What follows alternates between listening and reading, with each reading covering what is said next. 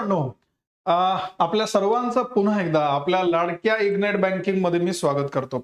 मित्रांनो, आज आपण एक स्पेशल व्हिडिओ घेऊन आलोय मित्रांनो, आणि व्हिडिओ आहे किंवा जी इन्फॉर्मेशन आहे ती खूप जास्त महत्त्वाची आहे।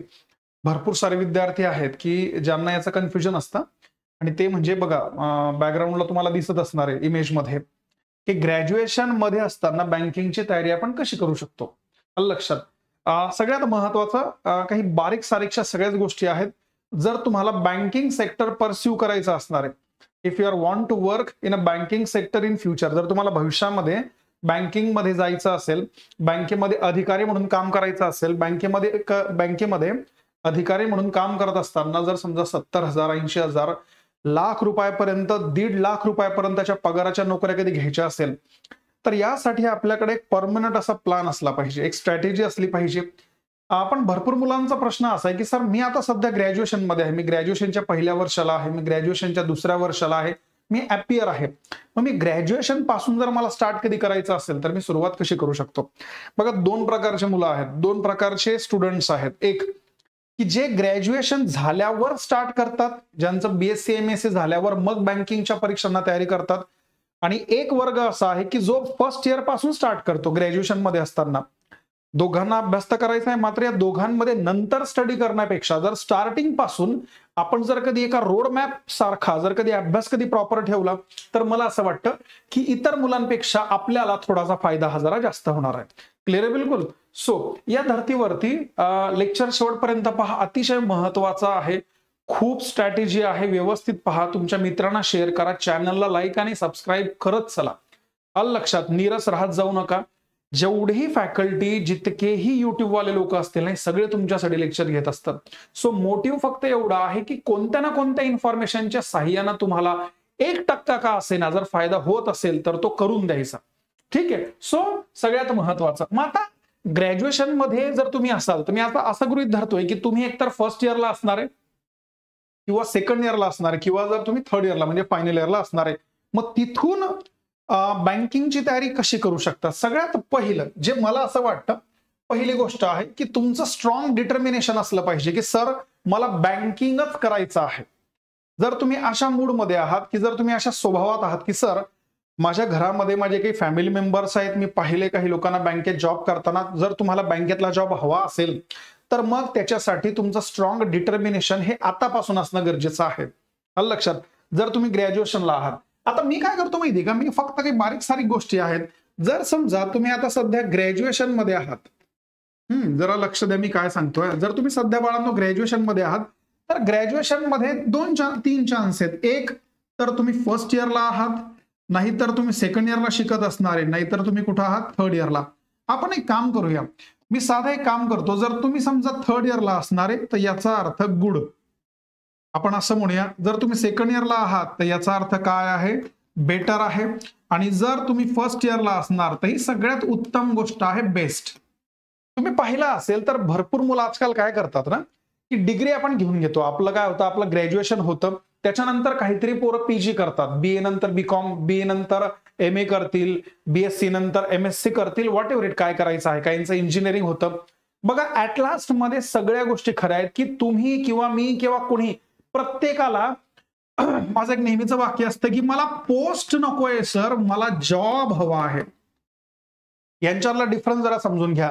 जर तुम्हाला ग्रॅज्युएशन झाल्या झाल्या जर जॉब हवा असेल तर त्याचं प्लॅनिंग आणि त्याचं प्रिपरेशन हे तुम्हाला ग्रॅज्युएशन मध्ये असल्यापासून करावं लागणार आहे, आधी हे तुम्ही लक्षात ठेवा, त्याच्याशिवाय पॉसिबल नाही। लक्षात, याला म्हटलं जातं डिटेल काउन्सिलिंग। जोपर्यंत तुम्हाला स्वतःबद्दलची काही गोष्ट कळणार नाही, की जर तुम्हाला एखाद्या फील्डमध्ये एंट्री करायची आहे, त्याच्यामध्ये एंट्री करायची कशी, त्याचे लूप होल्स काय आहेत, प्लस मायनस काय आहे, सर स्टडी कसा करायचा आहे, त्या गोष्टी जरा समजून घ्या। तर माझं एकदम सोपं आहे की जर तुम्ही ग्रॅज्युएशन मध्ये शिकतायत ना, तर ग्रॅज्युएशन मध्ये शिकत असताना त्याच्या आधीपासून तुम्हाला बँकिंग म्हणजे काय हे माहिती असणं गरजेचं आहे। भरपूर सारा वर्ग असा आहे की जो ज्यांचं ग्रॅज्युएशन होऊन जातं आणि त्याच्यानंतर ते पुन्हा PG ला जातात, आणि मग त्यांना कुठंतरी वाटतं, किंवा PG ला असताना ते स्टार्ट करतात बँकिंगची तयारी। लक्षात ठेवा, ज्यावेळेला तुम्ही पहिल्या वर्षामध्ये असाल ना, तर त्यावेळेला मला असं वाटतं की तुमचं जे एज आहे तर ते 18 किंवा 19, लक्षात, 18 किंवा 19 वर्ष असेल, आणि ज्या वेळेला तुमचं ग्रॅज्युएशन पूर्ण होतं 3 वर्ष, बघा, जर 3 वर्षांचं ग्रॅज्युएशन जर कधी आपण पकडलं तर याचा अर्थ असा आहे, एकतर 21 किंवा 22 वर्ष असेल, आणि जर तुमचं 4 वर्षांचं ग्रॅज्युएशन असेल तर साहजिक आहे कधी कधी 23 वर्ष तर कधी कधी 24 वर्षापर्यंत आपलं वय होतं. मग आता सिंपल फंड आहे, 24व्या वर्षी जर आपण जॉब डायरेक्ट घेऊ शकतोय तर मग त्या वर्षापासून प्रिपरेशन का सुरू करायची? जर तुमचं डिटर्मिनेशन स्ट्रॉंग असणारे, जर तुम्ही फर्म आहात की नाही मला बँकिंगच करायचं आहे सर, मग ते आतापासून का नाही? लक्षात, आतापासून या गोष्टी आपण का नाही करू शकत? सो याच्यावरती आपण जरा लक्ष देणार आहे. सो ग्रॅज्युएशनच्या नंतर काम करण्यापेक्षा आत्ताच काम करणं गरजेचं आहे. दुसरा मुद्दा बघा, graduation it's a piece of paper. ग्रॅज्युएशनची फक्त डिग्री तुमच्या हातात येणार आहे, मात्र ती डिग्री भेटल्याच्या नंतर बाहेर मार्केटला तुम्हाला माहिती की कुठेही जॉब नाहीये. आणि आजकालचं जग जे आहे तर ते आहे स्पर्धेचं. या स्पर्धेच्या जगामध्ये प्रत्येक वेळेला प्रत्येक क्षणाला तुम्हाला कुठे ना कुठे कोणती ना कोणती स्पर्धा ही द्यायचीच आहे बिलकुल. सो परीक्षेशिवाय तुम्ही पास होणार नाहीयेत. सो मग ज्या स्पर्धा परीक्षांची तयारी ग्रॅज्युएशन नंतर करायची जर ती आतापासून जर कधी केली तर लक्षात, अर्ली जर तुम्ही स्टार्टिंग कधी केलं तर त्याचे बेनिफिट्स तुम्हाला खूप जास्त मिळणार आहेत. मग आता या अनुषंगानं सगळ्यात पहिलं की तुमचं डिटर्मिनेशन तुम्ही आधी स्ट्रॉंग ठेवा. जर अजूनही क्लिअर नसेल होत तर घरच्यांशी चर्चा करा. लक्षात, घरामध्ये कोणी फॅमिली मेंबर असेल कागदावरती गोष्टी लिहा. लक्षात, या गोष्टी सगळ्याच्या सगळ्या ठरवा आणि डिटरमाइन करा की हो सर मला बँकिंग करायचं आहे, म्हणजे तुम्हाला इथून व्हिडिओ पुढे पाहता येणार. क्लिअर आहे बिलकुल. हा माझा सगळ्यात महत्वाचा, स्टार्ट अर्ली बेनिफिट्स. मी काय म्हणतोय, ज्या वेळेला तुम्ही एखाद्या सेक्टरमध्ये एखाद्या फील्डमध्ये इतरांपेक्षा सुरुवात खूप लवकर करतात तर अचिव्हमेंट जे आहे लक्षात, जे सक्सेस आपल्याला मिळतं ना तर त्याचा रेशो वाढतो. त्याचा काय वाढतोय राजांनो? रेशो वाढतोय. ग्रॅज्युएशन नंतर तयारी करण्यापेक्षा जर आत्ताच जर कधी केली तर आपल्याला खूप सारा बेनिफिट आहे. माझ्या दृष्टीमध्ये काही सिलेक्टेड बेनिफिट आहेत. काय? सगळ्यात महत्वाचं, तुम्ही आता एक्झामच्या झोनमध्ये आहात. जर तुम्ही फर्स्ट इयरला असणार आहे तर तुमचा माइंड जो आहे लक्षात, तुमचा जो माइंड आहे तर तो काय आहे? स्टुडियस आहे प्रॉपर. लक्षात, तो काय आहे? स्टुडियस. म्हणजे याचा अर्थ तुम्हाला माहिती आहे की अभ्यास तर करायचा आहे. तुम्ही आता जस्ट 12वी मधून फर्स्ट इयर सेकंड इयरला आला आहात तर माझ्या भाषेमध्ये तुम्ही आता जस्ट फ्रेश आहात, ताजे आहात. लक्षात, तर जे मुलं एकदम 18, 19, 20 वर्षांमध्ये ज्या पण गोष्टींची तयारी करतात ना तर त्यांचा सक्सेस रेट जरा जास्त राहतो. कारण तुम्ही आता सध्या अभ्यासाच्या फ्लो मध्ये आहात, तुम्ही आता कॉलेजमध्ये शिकत आहात. हे जरा लक्षात ठेवा. सो फक्त तुम्हाला दिवसभरातून थोडासा वेळ या एक्झामसाठी फक्त द्यायचा आहे. तो कसा द्यायचा आहे ते सगळं मी जरा समजावून सांगतो. सो हा सगळ्यात महत्वाचा फायदा आहे. दुसरा बघा, मी असं अजिबात नाही म्हणत की तुम्ही आता पहिल्या वर्षापासून दुसऱ्या वर्षापासून अभ्यास केला आणि जर चांगला अभ्यास झाला तुमचा तर लगेच तुम्ही पेपर देऊन थोडी पोस्ट वगैरे काढणार आहे. तुम्हाला फायनल इयरला असताना ज्यावेळेला तुम्ही शेवटच्या 3ऱ्या वर्षी अपियर व्हाल त्याच वेळेला तुम्हाला पेपर देता येतो. पेपर तर तुम्ही असाही देऊ शकतात. मात्र जर तुम्ही प्री पास केली किंवा मेन्स जर कधी पास केली तर तुमचं सिलेक्शन होण्यासाठी तुमचं ग्रॅज्युएशन असणं अनिवार्य आहे. पण जर ग्रॅज्युएशन नसेल तरी काही फरक नाही पडत. मी तुम्हाला तेच समजावून सांगतोय. सगळ्यात महत्वाचं, जर तुम्ही आधीपासून स्टार्ट कधी करतात तर जो तुमचा वीक एरिया असणार आहे लक्षात, जे तुमचे वीक सेक्शन्स राहणार आहे तर ते भरून काढता येतात. ते काय करता येतात? भरून काढता येतात. आता फर्स्ट इयरला असं गृहीत धरा की तुम्हाला काहीच माहिती नाही, ना व्यवस्थित इंग्रजी वाचता येतंय, ना बोलता येतं, ना थोडंफार गणित जमतंय, काही हरकत नाही. But you have a 3 years to prepare the road ना. तुमच्याकडे 3 वर्ष आहेत त्या गोष्टींसाठी. तुम्ही आरामात त्या गोष्टी शिकू शकतात, स्वतःमध्ये इम्प्रुव्हमेंट करून त्या गोष्टी डेव्हलप करू शकतात. हा काळ आहे सोन्याचा, लक्षात ठेवा.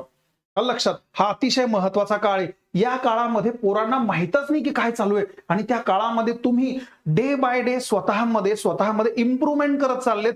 हीच इम्प्रुव्हमेंट तुम्हाला सक्सेस पर्यंत नेणार आहे. लक्षात, हा एक ट्रॅक तुम्ही सेट करत आहात. ठीक आहे. सो हा सगळ्यात मोठा बेनिफिट आहे की तुमचा माइंड तयार होतो. लक्षात, तुमचा वीक सेक्शन तुम्हाला त्या गोष्टी बाहेर काढता येतात, त्या गोष्टींना जरा तुमचं फाउंडेशन स्ट्रॉंग करता येतं. आता पुढे जर कधी बोलायचं झालं तर सगळ्यात महत्वाचं आहे की सध्या जर तुम्ही ग्रॅज्युएशन मध्ये आहात, जर सध्या तुम्ही ग्रॅज्युएशन मध्ये शिकत आहात तर तुम्हाला आता एक समजणं फार गरजेचं आहे की जर तुम्हाला बँकिंगची प्रिपरेशन सुरू कधी करायची असेल तर तुम्हाला तो बॅलन्स मेंटेन ठेवावा लागणार. बॅलन्स का? तो बॅलन्स कसा आहे? तुम्हाला ग्रॅज्युएशनचाही अभ्यास करायचा आहे आणि अलॉंग विथ द ग्रॅज्युएशनचा अभ्यास करत असताना तुम्हाला बँकिंगच्या परीक्षांची सुद्धा तयारी करायची. याचा अर्थ तुम्हाला अकॅडमिक आणि कॉम्पिटिटिव्हचा बॅलन्स साधता आला पाहिजे. आता जर तुम्ही ग्रॅज्युएशन मध्ये असाल समजा लक्षात, तर तुम्ही एक गोष्ट जरा लक्षात ठेवा, अकॅडमिक जे असतं ना ते वेगळं, आपण जे BA BCom करतो ना किंवा इंजिनिअरिंग करतो हे पूर्ण वेगळं आहे आणि कॉम्पिटेटिव्ह सेक्टर पूर्ण वेगळं आहे. मग फर्स्ट ऑफ ऑल तुम्हाला आधी हे क्लिअर कट माहिती पाहिजे की अकॅडमिक मध्ये आणि कॉम्पिटेटिव्ह मध्ये डिफरन्स काय. कॉम्पिटेटिव्हचा अर्थ असा आहे याच्यामध्ये एका सिंगल क्वेश्चन साठी तुम्हाला बँकिंग मध्ये 5 MCQ राहतात. किती MCQ आहेत? 5. आलं लक्षात. म्हणजे ए आहे, बी आहे, सी आहे, डी आहे आणि ई आहे. याच्यामध्ये थेरॉटिकल पेपर नाहीये. मग ज्या कॉम्पिटेटिव्ह मध्ये MCQ राहतात, मल्टिपल चॉईस क्वेश्चन्स राहतात, त्या फील्डमध्ये तुमचं जे नॉलेज आहे तर ते नॉलेज कसं असलं पाहिजे? स्पेसिफिक असलं पाहिजे. तुमचं नॉलेज एकदम शुअर असलं पाहिजे. लक्षात ठेवा, एकदम फिक्स माहिती असलं पाहिजे, शुअर माहिती असलं पाहिजे. या गोष्टी लगेच डेव्हलप होत नाही, यांना वेळ लागतो. It takes a time. आणि तो टाइमच तुमच्याकडे आता उपलब्ध आहे जर तुम्ही बँकिंगची तयारी ग्रॅज्युएशन पासून कराल तर. सो सिंपल आहे. तर तुम्हाला कॉम्पिटेटिव्ह काय असतं हे समजणं गरजेचं आहे. बरं, अजून एक महत्वाचा मुद्दा की सर मी जर बँकिंग कधी केला तर मला अजून काही फायदा होईल का? 100% फायदा होणार. लक्षात, तुमच्या ग्रॅज्युएशनच्या डिग्रीवरती तुम्हाला मार्केटमध्ये कुठेही सध्या जॉब नाही. हे तुम्हाला खूप चांगलं माहिती आहे की सध्या मार्केटला जॉबच नाहीये. प्रत्येक ठिकाणी आता तुमच्या डिग्रीचा जो सर्टिफिकेट वगैरे असणार आहे, इट्स फक्त ठीक आहे की आहे तुमचं शिक्षण झालं याच्यासाठी आहे, अदरवाईज त्याचं दुसरं कुठलंही काम नाहीये. सो सिंपल फंडा असा आहे की जर तुम्ही BSc करत असाल, BSc करून जर तुम्हाला फ्युचरमध्ये MSc करायचं असेल, लक्षात, जर तुम्ही B फार्म करत असाल M फार्म करायचं असणार आहे. जर तुम्ही B करत असाल ME करायचं असेल तर लक्षात ठेवा बँकिंगचा जो सिलेबस आहे हा बँकिंगचा सिलेबस ऑलमोस्ट बऱ्याचशा एक्झामला कॉमन आहे. MBA CETचा सुद्धा हा पोर्शन आहे.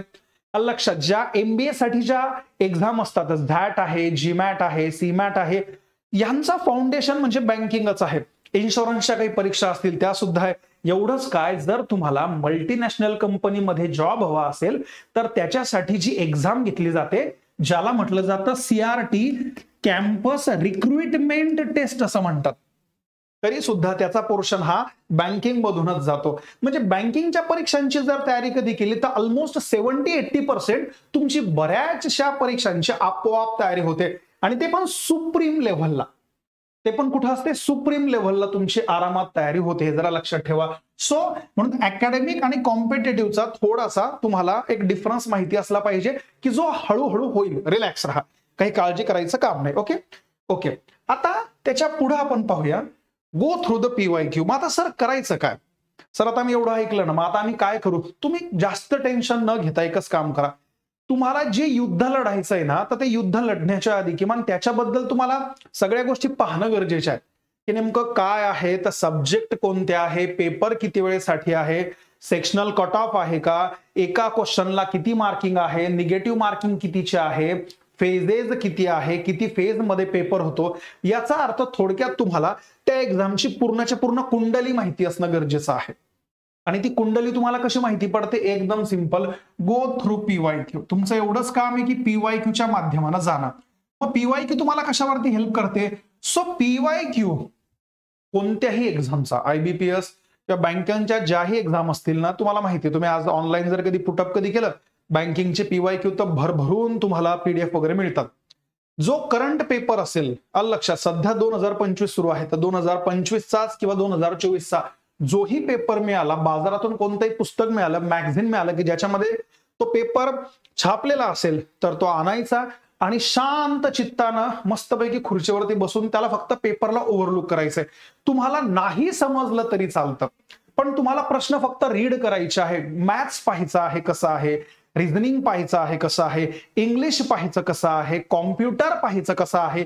या सर्वच्या सर्व गोष्टी तुम्हाला आरामात तुमच्या डोळ्याखालून गेल्या पाहिजेत. लक्षात, क्रिश सारखं वाचायचं नाही की फुर्र वाचून झालं असं अजिबात करायचं नाही. एकदम डिटेलमध्ये शांत चित्तानं वाचायचंय.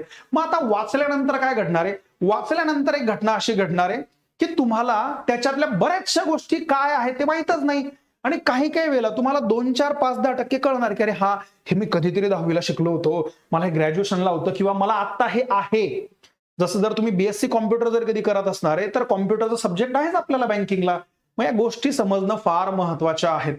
म्हणजे याचा अर्थ तुम्ही ज्यावेळेला PYQच्या माध्यमाने जाल ना, तर तुम्ही थोडेसे फॅमिलियर व्हाल. तुम्ही थोडेसे काय होणार आहे? फॅमिलियर होणार. तुम्हाला एक स्ट्रक्चर कळून जाणार आहे.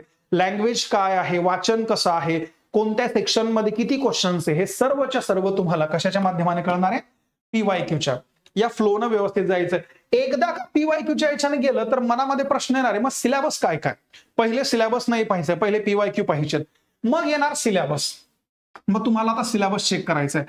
मग तुम्हाला कळणार सर याच्यामध्ये सिलेबस काय काय आहे. आलं लक्षात. सिलेबसच्या आधी याच्यामध्ये किती फेज मध्ये एक्झाम होते, किती फेज. फेज म्हणजे काय तर सर याच्यामध्ये प्री असते, याच्यामध्ये मेन्स असते. आलं लक्षात. आणि काही याच्यामध्ये कंपल्सरी काय असतो, इंटरव्ह्यू सुद्धा असतो.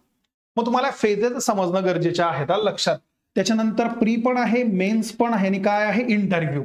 आलं लक्षात. आता इंटरव्ह्यू एक असा प्रकार आहे मित्रांनो, जर तुम्ही प्री पास केले, जर तुम्ही मेन्स क्वालिफाय कधी केली आणि जर तुम्ही इंटरव्ह्यू नापास झाला, जर तुम्ही क्वालिफाय नाही करू शकला तर तुम्ही पुन्हा रिटर्न या. सो इंटरव्ह्यू एक असा सेक्शन आहे की ज्याची तयारी फक्त चांगले 2 कपडे घालून, आलं लक्षात, चांगला सूटबूट घातल्यानंतर तुम्हाला इंटरव्ह्यूची प्रिपरेशन करता येत नाही. सो तुम्हाला तुमच्यामध्ये चेंजेस करावे लागतात. आधी लक्षात ठेवा की आपल्यामध्ये काही कमतरता आहे, आधी हे ऍक्सेप्ट करावं लागणार. जर तुम्ही ऍक्सेप्टच नाही करणार तर मग पास होणं फार कठीण आहे. तुम्हाला आधी ऍक्सेप्ट करावं लागणार की हा सर मला इंग्लिश नाही जमत सर, ओके बेस्ट, तुला समजलं. सर थोडा मॅथ्सचा इश्यू आहे, ओके चालतंय. सर मला व्यवस्थित बोलता नाही येत, ओके ठीक आहे बेस्ट. या गोष्टी समजणं फार महत्वाची गोष्ट आहे. ठीक आहे. सो एकदा का तुम्हाला फेजेस कळाल्या मग तुम्हाला एंट्री करायची सिलेबसमध्ये. मग सिलेबसमध्ये काय आहे तर सिलेबसमध्ये आहे तुम्हाला मॅथ्स असतं, त्याच्यानंतर तुम्हाला रिझनिंग आहे, त्याच्यानंतर आहे तुम्हाला इंग्लिश लँग्वेज आहे, त्याच्यानंतर आहे तुम्हाला करंट अफेअर आणि स्टॅटिक बँकिंग. स्टॅटिक बँकिंग म्हणजे याचा अर्थ असा, साहजिक गोष्ट आहे, जर बँकेच्या एक्झाम द्यायच्या असेल तर बँकांबद्दल सगळी माहिती असली पाहिजे. सध्या नाहीये तुमच्याकडे, रिलॅक्स राहा, ती हळूहळू आपल्याला मिळवायची, कारण आपल्याकडे टाइम भरपूर आहे.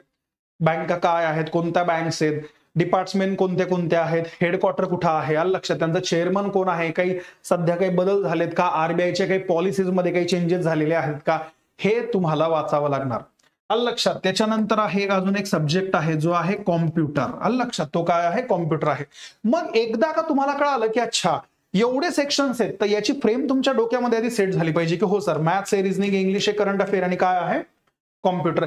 एकदा मग तुम्हाला आता सर्वच्या सर्व सब्जेक्ट समजलेत. आलं लक्षात. डिटेलमध्ये तुम्हाला सर्वच्या सर्व सब्जेक्ट एकदम समजून गेलेत. मग आता एकदा का सिलेबस समजला तर आता आपल्याला एक काम करायचंय, त्याच सिलेबसला आपण आता काय करणार आहे, ब्रेकडाऊन.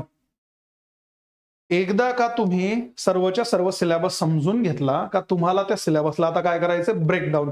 मग तुम्ही म्हणणार की सर ब्रेकडाऊन करणं म्हणजे काय. बघा ब्रेकडाऊनचा अर्थ काय आहे जरा लक्षात ठेवा. फॉर एक्झाम्पल आपल्याला असतो मॅथ्स. आता गणिताला आपल्याला ब्रेकडाऊन कसं करायचं आहे, तर बँकिंग मध्ये गणिताला ब्रेकडाऊन कसं केलं जातं मी सांगतो, पण हे तुम्हाला स्वतःला समजण्यासाठीच मी आधी सांगितलं होतं की पीवायक्यू मधून जा. मग सगळ्यात महत्वाचं याच्यामध्ये सगळ्यात पहिली गोष्ट आहे की जी तुम्हाला आली पाहिजे आणि that is called as a basic calculation. आलं लक्षात. काय आहे, बेसिक कॅल्क्युलेशन्स तुम्हाला आले पाहिजेत. आलं लक्षात. एकदा बेसिक कॅल्क्युलेशन आली मग बेसिक कॅल्क्युलेशन मध्ये काय काय आहे, सगळं गुणाकार, भागाकार, बेरीज, वजाबाकी, स्क्वेअर, क्यूब सगळं लर्न पाहिजे. आलं लक्षात. मग सर स्क्वेअर कितीपर्यंतचे, सगळं पहिले तर तुमचे टेबल्स लर्न पाहिजेत. आलं लक्षात. कितीपर्यंतचे टेबल, मिनिमम 30 पर्यंतचे टेबल. स्क्वेअर कितीपर्यंतचे लर्न पाहिजे तर मिनिमम 50 किंवा 100. आता काहींचं म्हणणं एवढे अरे राहतात, खूप सोपं आहे. लक्षात. आलं लक्षात. आपल्या चॅनलवरती सरांनी भरपूर साऱ्या गोष्टी तुम्हाला फ्रीमध्ये दिलेल्या आहेत, तर तुम्ही त्या फॉलो करा. क्यूब्स कसे काढतात, स्क्वेअर कसे करतात, टेबल कसे लर्न ठेवतात, तुम्ही एकदम निश्चिंत राहा. सुरुवातीला भाऊ वाटेल होईल कसं काय, सगळ्या गोष्टी एकदम इझी आहेत, सोप्या आहेत. आलं लक्षात. मॅथ्स एकदम इंटरेस्टिंग सब्जेक्ट आहे, खूप भारी आहे गणित. आलं लक्षात. फक्त प्रॉब्लेम असा आहे की आपल्या मनामध्ये त्याचा एक बाऊ बसलेला आहे. काय आहे, बाऊ बसून गेलेला आहे. तुमच्यातले भरपूर सारे मुलं असे पण आहेत की ज्यांचं म्हणणं आहे की सर 10वी आणि 12वीला तर माझं काही मॅथ्सच नव्हतं. मग आता एक गोष्ट लक्षात ठेवा, बँकिंग असो किंवा कोणती स्पर्धा परीक्षा असो कॉम्पिटेटिव्ह, त्याच्यामध्ये जे मॅथ्स आहे तर ते फक्त 10वी पर्यंतच असतं. कुठलं आहे, फक्त 10वी पर्यंतचं मॅथ्स आहे, 10वीच्या पुढचं मॅथ्स नसतं. जर काहींचा 11वीला 12वीला जर कधी मॅथ्स असेल तर लक्षात ठेवा that is called as applied mathematics. काय म्हटलं आता, अप्लाइड मॅथमॅटिक्स. डेरिव्हेटिव्ह आहे, इंटिग्रेशन आहे, लॅपलास बिप्लास, आलं लक्षात, कुठं लॅपलास, अशा भरपूर साऱ्या गोष्टी आहेत की ज्या आपल्याला नाहीये. मग फक्त 10वी पर्यंतच आहे, लक्षात ठेवा. सो एकदम निश्चिंत राहा, काळजी अजिबात करू नका, शांततेत पाहत राहा. त्याच्यानंतर तुम्हाला क्यूब आले पाहिजेत. क्यूब म्हणजे घन आले पाहिजेत. कितीपर्यंतचे, 30 पर्यंतचे. हे सर्व सोपं आहे. सुरुवातीला पाहताना भाऊ वाटेल कसं होईल, मला तर येतच नाही. बघा, ज्या गोष्टी येत नाही तर त्या गोष्टी शिकल्या जातात. मार्केटमध्ये अशा पोरांचं सिलेक्शन झालंय की ज्यांना काहीच येत नव्हतं, मात्र पुन्हा त्यांचं डिटर्मिनेशन स्ट्रॉंग होतं. त्यांचं म्हणणं होतं की सर मला नाही जमत पण मी शिकायला तयार आहे. स्लोली शिकलेत, सगळ्या गोष्टींची प्रॅक्टिस केली आणि हळूहळू चुका करत करत करत करत करत आज ते कुठेतरी बँकेमध्ये पीओ म्हणून आहे, प्रोबेशनरी ऑफिसर आहे, मॅनेजर आहे, पगार लाख 1.5 लाख रुपये पगार घेतायत आणि त्याच कॅटेगरीमध्ये आपल्यालाही जायचं आहे. सो मॅथ्स मध्ये मी याला असं तोडलंय, बेसिक कॅल्क्युलेशन आहे. त्याच्यानंतर जे पण शाब्दिक उदाहरणं असतात तर त्यांना मॅथ्स मध्ये म्हटलं जातं अरिथमेटिक असं म्हणतात. त्याच्यानंतर तुम्ही असे ब्रेकडाऊन करायचं. तुम्हाला अरिथमॅटिक झाला, त्याच्यानंतर या ठिकाणी तुम्हाला पाहायचं आहे अरिथमॅटिक नंतर डीआय आहे, डेटा इंटरप्रिटेशन, ज्याच्यामध्ये ग्राफवरचे उदाहरणं वगैरे असतात. त्याच्यानंतर आहे डीआय आणि डीएस असं म्हणतो, डेटा सफिशियन्सी आहे. त्याच्यानंतर याच्यामध्ये आहे जॉमेट्री आहे, त्याच्यानंतर याच्यामध्ये मेन्शुरेशन आहे. हे सगळे नावं तुम्ही ऐकलेले आहेत मित्रांनो 10th पर्यंत. 10वी पर्यंत तुम्ही सर्वच्या सर्व ऐकलेलं आहे. आणि 5th काय आहे, 5व्यामध्ये समजा परमिटेशन आहे, कॉम्बिनेशन आहे, आलं लक्षात, आणि त्याच्यानंतर आहे प्रोबॅबिलिटी. तर तुम्ही असे त्या सब्जेक्टला तोडू शकतात. मी माझ्या सोयीनं ब्रेकडाऊन केलंय. तुम्हाला वाटलं की नाही सर मला हे काही योग्य नाही वाटत, मी थोडं माझ्या वेगळ्या स्टाईलमध्ये त्याला ब्रेकडाऊन करतो, तरी सुद्धा चालणार, हरकत नाही. मग ज्यावेळेला तुम्ही पेपर पॅटर्न पाहाल ना तर प्रत्येक परीक्षांची काहीतरी डिमांड राहते. आलं लक्षात, प्रत्येक जे एक्झाम घेणारं असतं ना, एखादं जे बॉडी असणार आहे, जी कंडक्टिंग बॉडी असेल, तर त्यांची काहीतरी डिमांड आहे त्या सेक्टरमध्ये की बँकेत मुलं आल्यानंतर आम्हाला काय अपेक्षित आहे, त्या अनुषंगाने ते पेपर काढत राहतात. हे जरा लक्षात ठेवा. सो याच्यामध्ये मी मॅथ्सला काय केलेलं आहे, ब्रेकडाऊन केलंय. ज्या वेळेला तुम्ही ह्याला ब्रेकडाऊन कराल ना तर हळूहळू तुम्हाला जाणवायला लागेल हे तर नाही, ते तर नाही, हे जमतं, ते नाही जमत. मग जे जे नाही जमत त्या गोष्टी आपल्याला या 3 वर्षांच्या कालखंडामध्ये हळूहळू शिकायच्या आहेत. आणि तुमच्या सोबतीला सर्वच्या सर्व इग्नाइट सोबतच आहे, लक्षात ठेवा. क्लिअर आहे बिलकुल? हा, तर टेन्शन घेऊ नका. मग आता जसं तुम्ही मॅथ्सला ब्रेकडाऊन केला आहे तसंच तुम्हाला ब्रेकडाऊन करायचं आहे रिझनिंगला. आलं लक्षात? तसंच तुम्ही कशाला ब्रेकडाऊन करणार, रिझनिंगला. मग रिझनिंग मध्ये काय काय, एकदम साधं. रिझनिंग मध्ये आहे सर्वच्या सर्व ब्लड रिलेशन आहे, आलं लक्षात. असे एक्झाम्पल आहेत, असे टॉपिक्स आहेत. ब्लड रिलेशन आहे, त्याच्यानंतर सिलॉजिझम आहे, त्याच्यानंतर मग कोडिंग डिकोडिंग आहे, इनइक्वॅलिटी आहे, पझल्स आहेत, त्याच्यानंतर सिटिंग अरेंजमेंट आहे, क्रिटिकल रिझनिंग आहे. सध्या या गोष्टी तुम्हाला नाही कळणार जर तुम्ही फर्स्ट इयरला असाल, जर तुम्ही स्टार्टिंग करत असाल, पण त्या हळूहळू समजतील. आणि याच्यासाठी तुम्हाला वापर करायचा आहे युट्यूबचा, आलं लक्षात. युट्यूबच्या माध्यमानं तुम्हाला प्रत्येक गोष्ट हळूहळू काय करायची, समजून घ्यायची. 100% नाही, मात्र किमान 10-20% माहिती तरी असलं पाहिजे की या सेक्शन मध्ये काय काय विचारलं जातं. मी म्हणून म्हटलं की पेपर मधून गो थ्रू व्हा, बाकी काही नाही. त्याच्यानंतर तिसरं इंग्लिश आहे बघा. त्याच्यानंतर काय आहे, इंग्लिश आहे, इंग्रजी आहे त्याच्यामध्ये, लक्षात ठेवा. मग इंग्लिशचे किती प्रकार आहेत, इंग्रजीमध्ये रिडिंग कॉम्प्रिहेन्शन्स आहे, इंग्रजीमध्ये व्होकॅब आहे, इंग्रजीमध्ये ग्रामर आहे, आलं लक्षात. म्हणजे तुम्ही काय करताय, तुम्ही प्रत्येक जो सिलेबस आहे तर त्याला काय करताय, तुम्ही ब्रेकडाऊन करत चाललेले आहेत हळूहळू, ते पण तुमच्या सोयीनं. मी सांगतोय तुम्हाला त्या सर्वच्या सर्व गोष्टी पटल्याच पाहिजे असं नाही, पण तुम्हाला वाटलं की नाही सर मी या गोष्टीला अशा अँगलने मोड करतो तरी सुद्धा चालतं, हरकत नाही.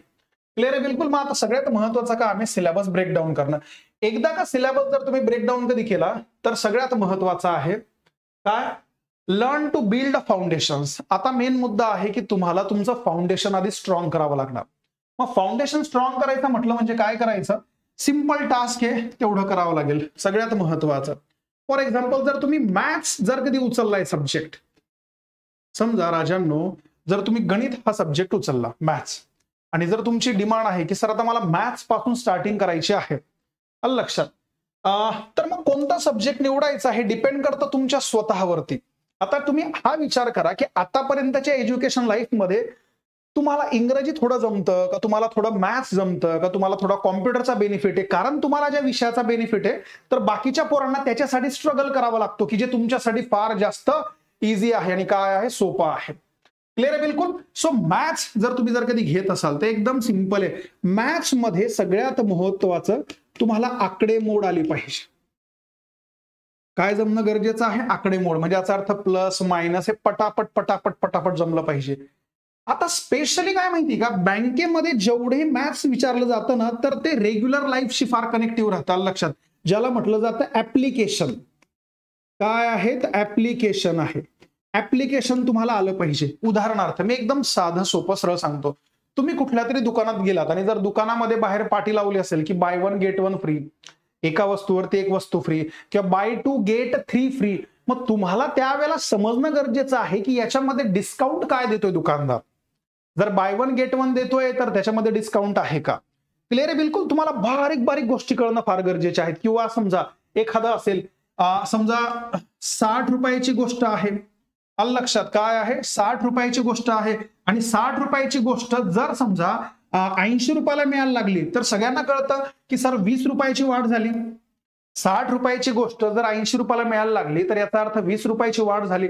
पण तुम्हाला ऍज अ बँकिंगच्या पॉइंट ऑफ व्ह्यूने याला पर्सेंटेज मध्ये कसं काढतात हे जमलं पाहिजे. मग तुम्हाला कळायला पाहिजे की अशा 20 रुपये वाढले 60 वरती, 60 वरती 20 रुपये वाढले तर 100वर किती वाढणार? 20 एक 20, 20 त्रिक 60, 3 एक 3, याला भागलं तर 33.33%. मग आता जर तुमच्यातले काही मला पाहत असतील तर त्यांच्या मनामध्ये असा प्रश्न आहे की सर हे काय केलं, हे तर आम्हाला काही कळतच नाही. या गोष्टी हळूहळू समजतील आणि या गोष्टी समजून घ्याव्या लागतील, कारण तुम्हाला प्रॅक्टिकल स्टडी करायचा आहे, समजून घ्यायचं आहे. कुठेतरी हॉटेलला जेवायला गेलेत आणि त्या ठिकाणी तुम्हाला जीएसटी भरावं लागला, कुठेतरी हॉटेलला गेलेत आणि त्या ठिकाणी जीएसटी भरावा लागला, तर तुम्हाला प्रॅक्टिकल ऍप्लिकेशन करावं लागणार की यार बिल एवढं झालं आणि एवढी रक्कम मला भरावी लागली, मग ही वाढली का? मग तुम्हाला कळायला पाहिजे की अरे हा 100 रुपयाचं जेवण केलं आणि 118 रुपये भरलेत.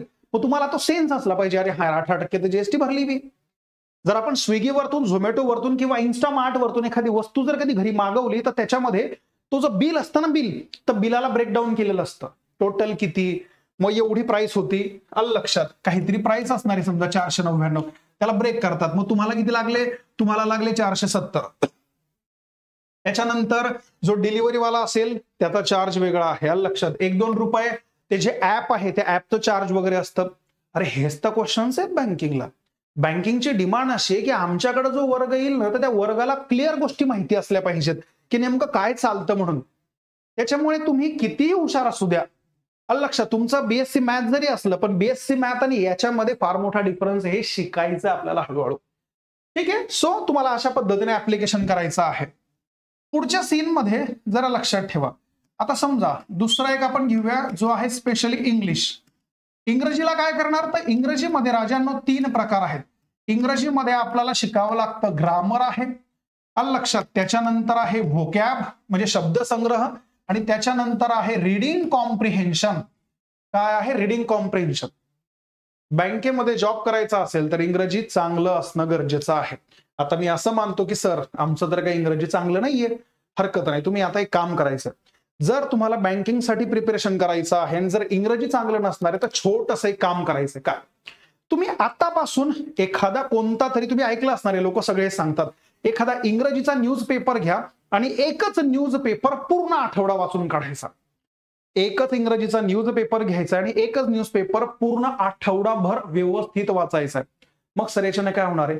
ज्या वेळेला तुम्ही इंग्रजीचा एक न्यूजपेपर पूर्ण आठवडाभर रीड करणार, तुम्हाला त्याच्यातून त्यांची लँग्वेज समजणार, त्याच्यातून तुम्हाला हे कळणार इज कुठे येतो, ऑफ कुठे येतो, ऍट कुठे येतो, द कुठे येतो, तुम्हाला ते काय म्हणतात त्याला, कॉमाज, फुल स्टॉप, तुम्हाला ते समजतील. तुम्हाला नवीन नवीन आहे ना, काय म्हणतात त्याला, शब्द सापडणार, व्होकॅब सापडणार. बघा जसं एक साधं उदाहरण देतो, जसं आपण म्हणतो दुःखी असणं. काय आहे दुःखी? दुःखीसाठी तर खूप सारे शब्द आहेत. अनहॅपी सुद्धा दुःखी होतं, सॉरो सुद्धा दुःख होतं, आलं लक्षात. मूडच नाही समजा तर तो सुद्धा एक प्रकारचं दुःख आहे. पण आपल्याला जे व्होकॅबचा अर्थ काय, कंटेंट नुसार तुम्हाला शब्द वापरायचे. का? कारण जर तुम्ही बँकिंगची परीक्षा देण्याचं ठरवलं असेल तर सर्वात शेवटी मेन्स मध्ये तुम्हाला डिस्क्रिप्टिव्ह पेपर असतो इंग्रजीचा, की ज्याच्यामध्ये एसे लिहावा लागतो, निबंध लिहावा लागतो, ज्याच्यामध्ये तुम्हाला लेटर रायटिंग असतं आणि ज्याच्यामध्ये तुम्हाला ईमेल सुद्धा लिहावा लागतो. मग त्यावेळेला तुम्हाला त्या सिनॅरिओनुसार, त्या सीननुसार तुम्हाला शब्द वापरता आले पाहिजे. जर घरातलं एखादं कोणीतरी गेलं असेल, वारलं असेल, मेलं असेल, डाय झालं असेल, तर दुःख म्हणजे एक शब्द आहे समजा, त्याला आपण म्हणतो ग्रीफ. ग्रीफ म्हणजे शोक म्हणतो आपण. सो तुम्हाला त्या पद्धतीचे शब्द समजण्यासाठी रिडिंग करावं लागणार, न्यूजपेपर रिडिंग. दुसरं, समजा हे न्यूजपेपर रिडिंग करत असताना अजून तुम्हाला एक काम करायचंय, तुम्हाला कुठले तरी नॉन फिक्शनल बुक वाचायला सुरुवात करायची आहे. जे पण इंग्रजीतले नॉव्हेल आवडतात ते वाचायला सुरुवात करा. जर तुम्हाला मोठ्या पुस्तकांची सवय नसेल लेकरांनो, तर छोटे छोटे पुस्तकं घ्या, 10, 12, 20 पानांचे. अजून जर तुम्हाला वाचायला त्याच्यामध्ये जर आवड निर्माण होत नसेल तर एकदम सोपं काम आहे, असे काही बुक्स घ्या की ज्याच्यामध्ये चित्र आहेत, तसे स्टोरी बुक्स वगैरे असतील. मेन मोठं काय, आपल्याला हळूहळू स्टार्ट करायचं आहे. लक्षात, आपल्याला हळूहळू स्टार्ट करायचं, बिकॉज व्होकॅब जे असतं ते पाठांतर होत नाही. व्होकॅब आपण लक्षात ठेवू शकतो विथ द हेल्प ऑफ एखादी स्टोरी. लक्षात, एखाद्या स्टोरीच्या माध्यमानं भरपूर सारे शब्द लक्षात राहतात. म्हणून सांगतोय की तुम्हाला रीडिंग सुरू करायचं आहे. आणि म्हणून या फ्लो मध्ये इंग्रजीचा अभ्यास करत असताना तुम्हाला एक गोष्ट वापरायची आहे. एक पुस्तक आहे छोटंसं, ज्याला म्हटलं जातं वर्ड पॉवर मेड इझी. काय आहे? Word power made easy. Norman लेविसचं पुस्तक आहे. छोटंसं पुस्तक आहे, असं एकदम गठ्ठाच्या गठ्ठा. अतिशय सुंदर पुस्तक आहे. या पृथ्वी तलावरचं तुम्ही ते घेऊन वाचू शकता. त्याच्यामधून तुम्हाला कळणार आहे की शब्दसंग्रहाचे अर्थ काय आहे, रूट वर्ड काय असतात. अशा बऱ्याचशा गोष्टी तुम्ही हळूहळू हळूहळू शिकणार. लक्षात. आणि मग तिसरा सेक्शन आहे रिझनिंग. रिझनिंग मध्ये काय करायचंय, रिझनिंग मध्ये तुम्हाला ते जे एबीसीडी असतात ना, तर त्या सगळ्यांचे नंबर लक्षात ठेवायचे. ए चा नंबर किती, बी चा नंबर किती, पुढून किती, शेवटून किती, एका रांगेमध्ये किती लोक बसलेले आहेत, हे सर्वच्या सर्व तुम्हाला स्लोली स्लोली शिकायचं आहे. तुमच्या मनात जेही आलं शिकण्यासाठी, तर तुम्हाला एक काम करायचं, युट्यूबचा काय म्हणतात, युट्यूबची आपल्याला हेल्प घ्यायची आहे. लक्षात ठेवा, बाकी दुसरं नाही काय. ठीक आहे. त्याच्यानंतर आहे कॉम्प्युटर. सो आपण आता याच्यातून फाउंडेशन काय केलं, बिल्डअप केलं आहे. आता सगळ्यात महत्वाचं आहे, जर समजा तुम्ही गणित घेतलं, मॅथ्स कधी घेतलं, तर त्या मॅथ्स मधला एक सिंगल टॉपिक उचलायचा आहे. जर तुम्ही मॅथ्स घेतलं असणार आहे तर मॅथ्स मधला एक सिंगल टॉपिक उचलायचा आहे आणि त्याची प्रिपरेशन करायची आहे. फॉर एक्झाम्पल, जर तुम्ही समजा रेशो आणि प्रपोर्शन घेतलं, तर फक्त रेशो आणि प्रपोर्शन जेवढं तुम्हाला चांगली तयारी करता येईल तेवढी चांगली तयारी करा. ती चांगली तयारी केल्याच्या नंतर तुम्हाला मॉक द्यायचे. मॉकचा अर्थ काय असतो माहिती का? तुम्ही जर कधी आता जस्ट करंट मध्ये असाल, जर तुम्हाला माहिती नसेल, तर मॉक टेस्ट याचा अर्थ असा आहे, या ज्या परीक्षा आहेत बँकिंगच्या, या लाईव्ह असतात. लाईव्ह म्हणजे कॉम्प्युटरवरती असतात, ऑनलाईन मोडमध्ये परीक्षा असतात. मग तुम्हाला त्याच्यासाठी त्याची सवय होणं फार गरजेचं आहे. म्हणून तुम्हाला मॉक टेस्ट द्यावा लागतील. मग मॉक टेस्टचे पण प्रकार आहेत. पूर्णच्या पूर्ण सब्जेक्टची मॉक टेस्ट असते, लक्षात. आणि सब्जेक्टमध्ये प्रत्येक धड्यासाठी सुद्धा मॉक टेस्ट असतात. ऑनलाईन भरपूर सारे, ऑलिव्ह बोर्ड आहे, गाईडली आहे, बँकर्स अड्डा आहे, लक्षात. खूप सारे आहेत की जे तुम्ही वापरू शकतात. मग मॉक टेस्टचा बेनिफिट काय आहे? जर तुम्ही एखादा सिंगल टॉपिक जर कधी प्रिपेअर कधी केला असणार आहे, तर तुम्हाला हे समजेल की तुम्ही कुठे येतात, त्याच्यात तुमचा खरोखर अभ्यास किती झालेला आहे.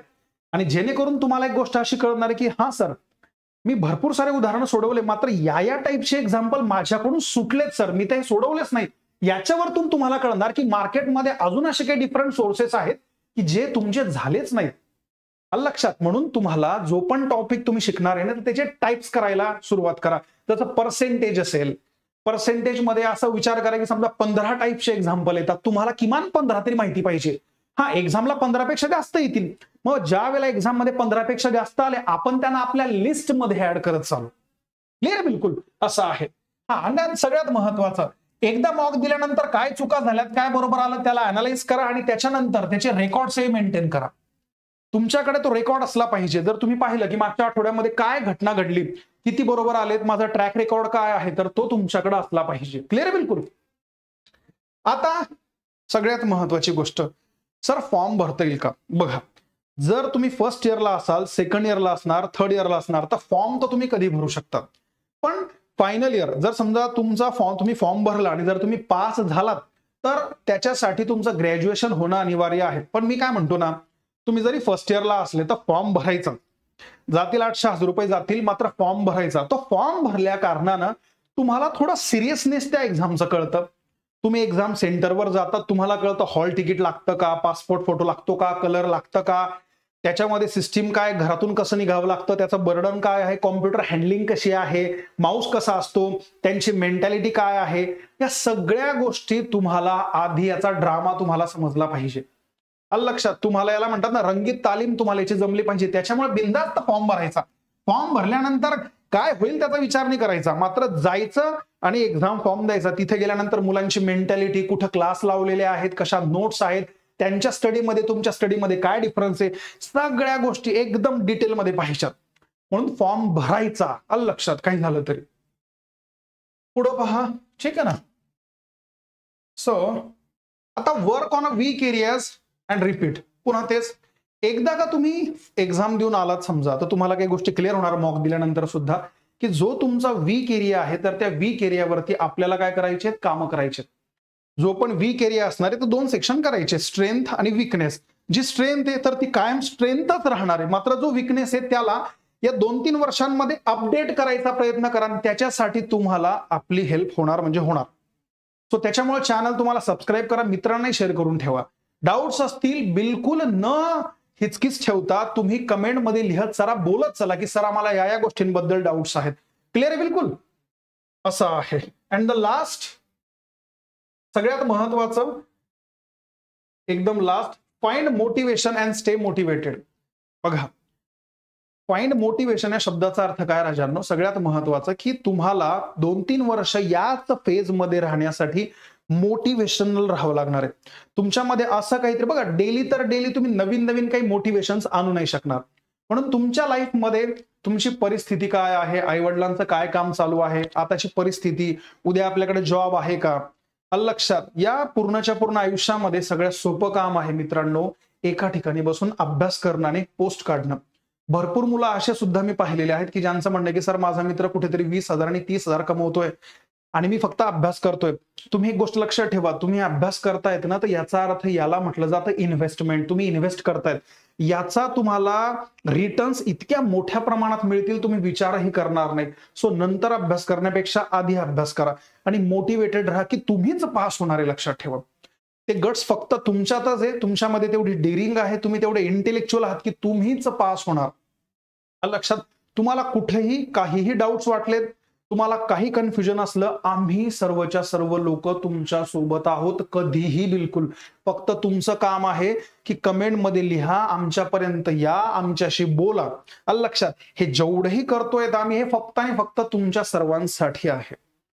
क्लिअर आहे बिलकुल. आणि राहिला महत्वाचा मुद्दा की सर टाइम कसा काढायचा, तर तुम्हाला तुमच्या सोयीनुसार तुम्हाला ज्या वेळेला वाटेल, सकाळी, दुपार, संध्याकाळ, रात्र, कधीही अभ्यास करा. मात्र तुम्हाला तुमच्या सोयीनुसार किमान प्रत्येक विषयाला अर्धा ते 1 तास द्यायचा आहे. किमान अर्धा तास तरी सुरुवातीला द्यायचा आहे आणि हळूहळू जशा जशा गोष्टी समजतील तसा तसा टाइम काय करायचा आहे, इन्क्रीज करत चालायचा आहे. राहील लक्षामध्ये. तरीही तुम्हाला काही डाऊट्स वगैरे असतील तर बिंदास विचारा. आता खूप साऱ्या जागा निघालेल्या आहेत, या वर्षामध्ये लमसम भरपूर जागा आहेत.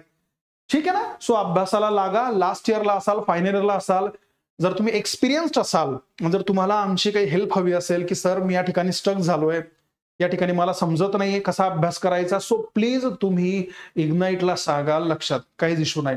सो अशाच प्रकारचे व्हिडिओ आम्ही सतत तुमच्यासाठी घेऊन येत राहणार आहे. ठीक आहे. सो आजच्या या लेक्चरसाठी मी या ठिकाणी थांबतो. जर कधी काही डाऊट्स असतील तर मला तुम्ही जरूर कमेंटमध्ये लिहून पाठवा. ठीक आहे. सो तोपर्यंत सर्वांना ऑल द बेस्ट आणि तुमच्या स्वतःच्या करिअरसाठी तुम्हाला सर्वांना बेस्ट ऑफ लक. थँक्यू.